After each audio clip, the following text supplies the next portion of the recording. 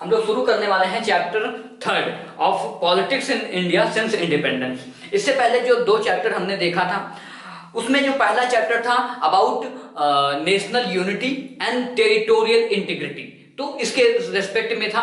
उसमें principally states का accommodation and then state का रीऑर्गेनाइजेशन, रीडॉल ऑफ बाउंड्री, और जो सेकंड चैप्टर था उसमें इंस्टॉलेशन ऑफ डेमोक्रेसी, डेमोक्रेसी को कैसे इंस्टॉल किया गया, और उसमें फिर जो है one party rule, dominance of Congress till 1967 and then emergence of other opposition parties. हमने ये भी देखा था कि एक स्वस्थ लोकतंत्र में democracy like ours what is the role of opposition parties. Now जो 3 इंपॉर्टेंट चैलेंज थे हमारे इंडिपेंडेंस के बाद, उसमें से जो पहला चैलेंज था वो पहले चैप्टर में दिया गया है, जो दूसरा चैलेंज था वो दूसरे चैप्टर में दिया गया है, और जो सबसे इंपॉर्टेंट जिसे आप कह सकते हैं और जिसके बिना भारत जैसे इतने विशाल देश में रोजी रोटी और एक वेलबींग, पीपल का वेलबींग कैसे हो, इसका भी क्वेश्चन है। जो सबसे बड़ी समस्या थी वो समस्या थी इकोनॉमिक डेवलपमेंट की। कौन सी समस्या थी?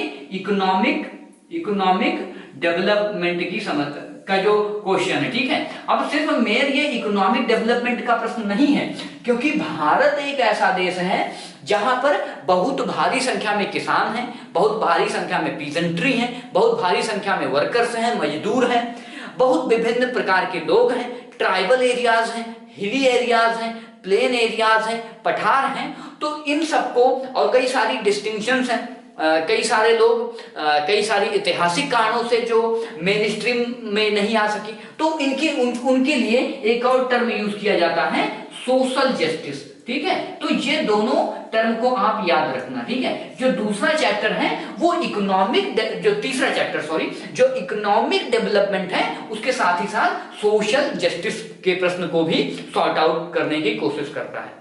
अब आप देखेंगे कि जो चैप्टर 3 है उसके स्टार्टिंग में ही पहले पेज पर भी एक केस स्टडी दी गई है।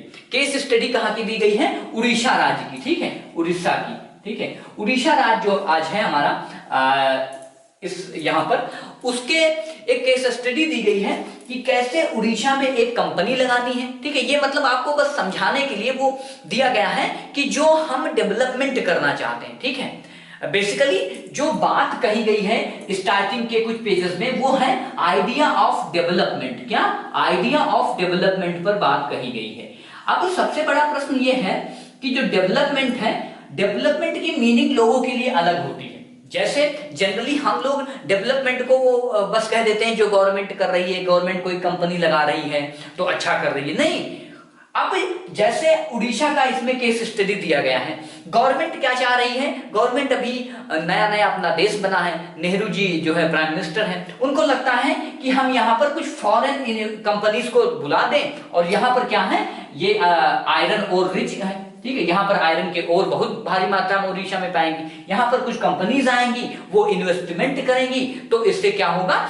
रीजनल डेवलपमेंट होगा, उड़ीसा का डेवलपमेंट होगा। लेकिन ये तो गवर्नमेंट का पर्सपेक्टिव है। गवर्नमेंट क्या चाह रही है कि क्या होगा? इन्वेस्टमेंट आएगा। लेकिन जो वहां के लोकल ट्राइबल पॉपुलेशन है, उनके लिए क्या प्रश्न है? जो यहाँ के लोग हैं उनको ये डर है कि कंपनी आएगी तो हमें क्या कर देगी? डिस्प्लेसमेंट होगा हमारा, हमें अपना घर बार छोड़कर जाना पड़ेगा। जो इन्वायरमेंटलिस्ट हैं, ठीक है, इन्वायरमेंटलिस्ट हैं, उनकी अलग समस्या है। वो कह रहे हैं कि आप अगर कंपनी लगाओगे तो इन्वायरमेंट को प्रॉब्लम होगा, फैक्ट्रियों से धुआं निकलेगा, नदियों में पॉल्यूशन फैलेगा। तो सबके लिए डेवलपमेंटल के डिस्टिंक्शन अलग अलग है ना। तो यही सारा केस स्टडी दिया गया है पहले पेजेस में। यही बताया गया है कि डेवलपमेंट जस्ट मेयरली ये नहीं है कि किसी एक आई से डेवलपमेंट को नहीं देखना चाहिए, ठीक है। देयर आर वेरियस पर्सपेक्टिव, ठीक है। तो वो हम बात कर रहे थे जो स्टार्टिंग का पहला और दूसरा पेज है उस पर। अभी हम लोगों के सामने ये प्रश्न है कि हम आजाद हो गए हैं, हमारा देश जो है आजाद हो गया है, और उसके सामने इकोनॉमिक डेवलपमेंट का और सोशल जस्टिस का प्रश्न है। इसको सॉर्ट आउट करने के लिए जो भारत देश है उसके सामने 2 बहुत इंपॉर्टेंट अल्टरनेटिव हैं। जैसे अगर आप देखो, अल्टरनेटिव ये है कि भारत आजाद हो गया है, अब भारत को विकास करना है, तो कौन सा मॉडल अपनाए, किस मॉडल को अपनाए इंडियन गवर्नमेंट, ठीक है। उसके सामने 2 सबसे इंपॉर्टेंट एग्जाम्पल आते हैं, ठीक है, उसके बारे में बात किया गया है। वो दो एग्जाम्पल ये हैं कि पहला जो लिबरल कैपिटलिस्ट मॉडल है, कौन सा मॉडल है? लिबरल कैपिटलिस्ट मॉडल, ठीक है, और दूसरा जो मॉडल है वो है सोशलिस्ट मॉडल। कौन सा मॉडल है? Socialist model. भारत के सामने ये दो प्रश्न खड़े हुए हैं कि पहला, किस तरीके से हम अपने देश का विकास कर सकते हैं लिबरल कैपिटलिस्ट का, जैसे यूएस में है, ठीक है, जैसे यूरोप की कंट्रीज में है, ठीक है, और जो सोशलिस्ट मॉडल है वो कहां पर है? यूएसएसआर में है, ठीक है। यूएसएसआर मतलब जो रसिया के द्वारा बनाया गया एक फेडरेशन था, वहां पर सोशलिस्ट रिजीम चलती थी। तो भारत के साथ ये दो प्रश्न हैं। अभी इस पर ये दो अल्टरनेटिव में से भारत को एक चूज करना है।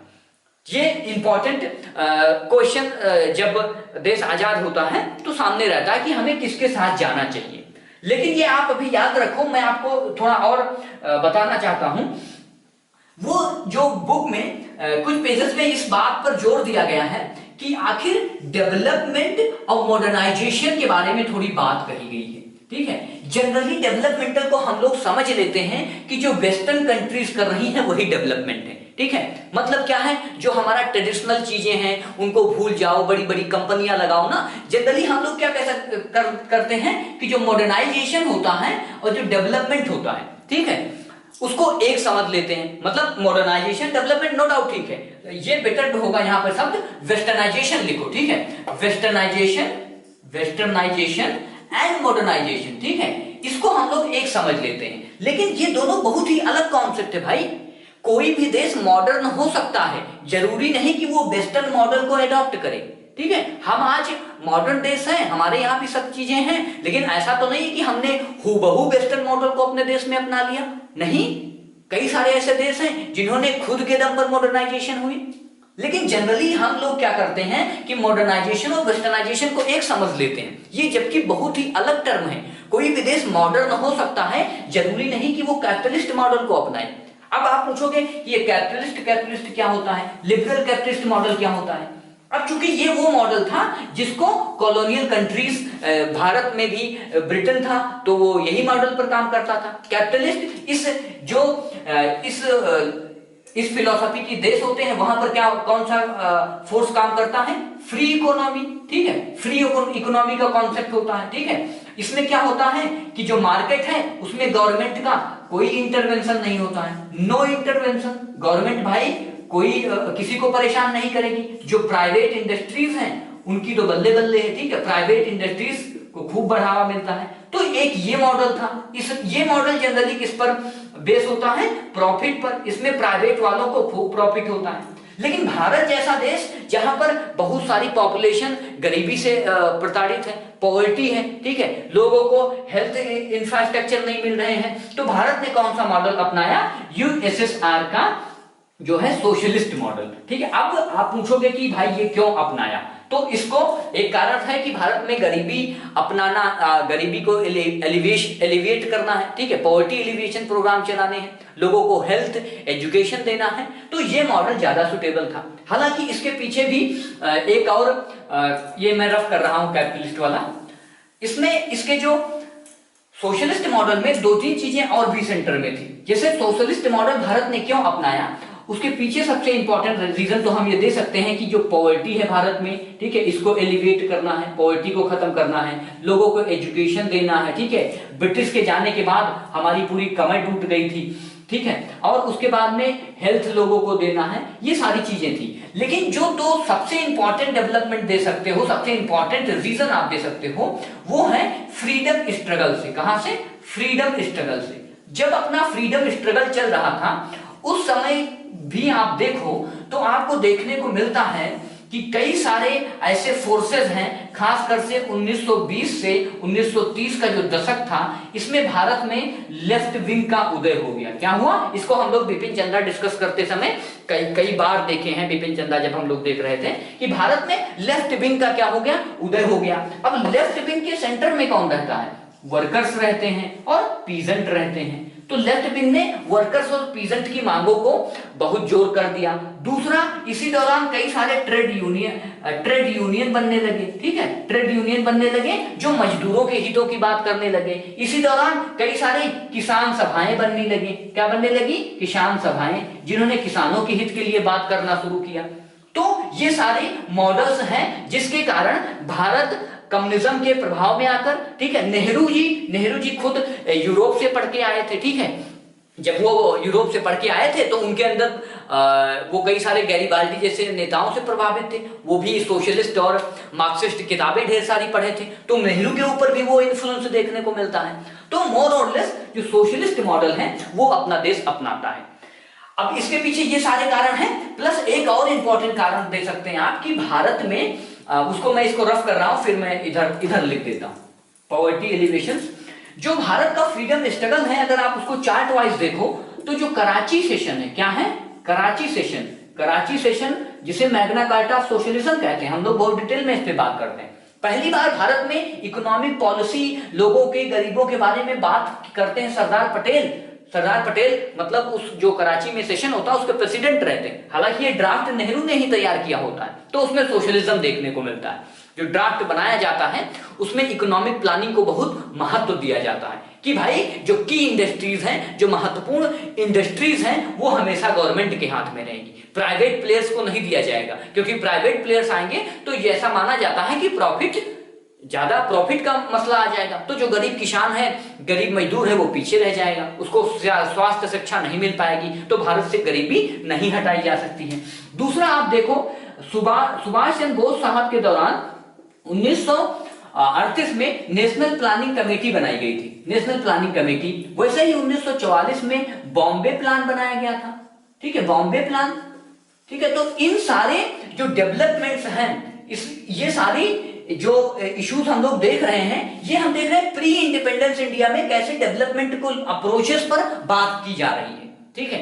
अभी जब देश आजाद हो जाएगा, अभी जो 1944 का बॉम्बे प्लान है, इसके बारे में बुक में दिया गया है कि इसमें जो जीआईडी टाटा आते हैं, बिरला आते हैं, जो बड़ी बड़ी इंडस्ट्रीज होते हैं, वो खुद आते हैं और गवर्नमेंट से कहते हैं कि भाई देखो आप ही आगे रहना, ठीक है। बड़े बड़े इंडस्ट्रीज आते हैं, बड़े बड़े कैपिटलिस्ट आते हैं उस समय जो भारत के देश के होते हैं, वो गवर्नमेंट को खुद कहते हैं देखो आजादी आने वाली है, आजादी के बाद आप ही अपना की प्लेयर आप ही रहना, आगे रहना, पीछे हम लोग रहेंगे।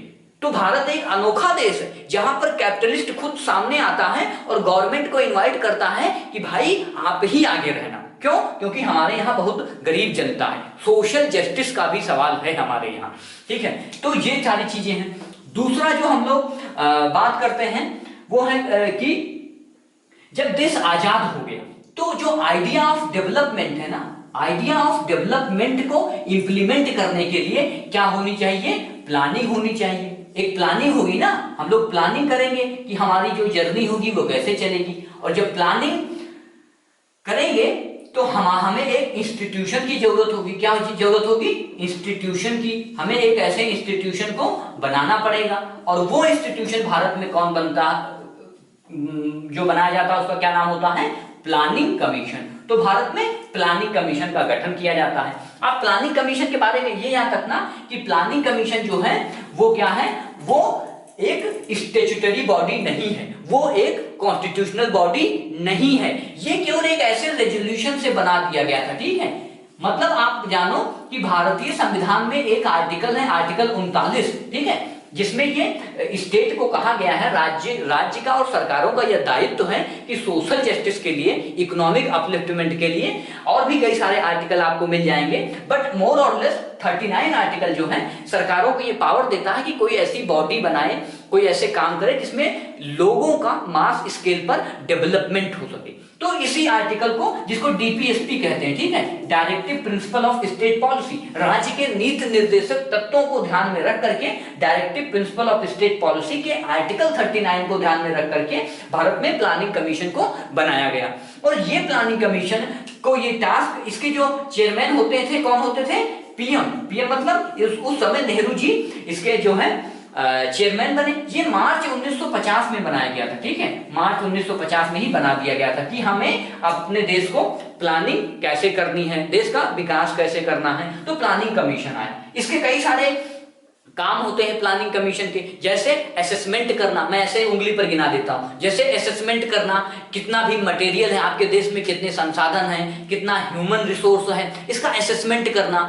एक पॉलिसी को फॉर्मुलेट करना, पॉलिसीज को बनाना, नंबर 2, ठीक है। उसके बाद नंबर 3 मॉनिटर करना, ठीक है। कोई भी अगर स्कीम है तो उसको मॉनिटर करना है। ये जो प्लानिंग कमीशन है ये स्टेजेस में डिवाइड है ना, स्टेज वाइज स्टेज देखेंगे कि आखिर प्लानिंग कैसे जा रही है, नीचे तक कैसे पहुंच रही है, ठीक है। तो ऐसा माना जाता है कि जो प्लानिंग कमीशन बेशक कॉन्स्टिट्यूशनल बॉडी नहीं है, ठीक है, ये स्टैट्यूटरी बॉडी नहीं है, लेकिन इतिहास मतलब जो क्रिटिक हैं, जो कई सारे लोग हैं, वो प्लानिंग कमीशन को कहते हैं कि ये तो सुपर कैबिनेट है। क्या है? सुपर कैबिनेट इसको कह दिया जाता है कभी कभी, सुपर कैबिनेट, या फिर इसको क्या कह दिया जाता है कि ये इकोनॉमिक कैबिनेट है।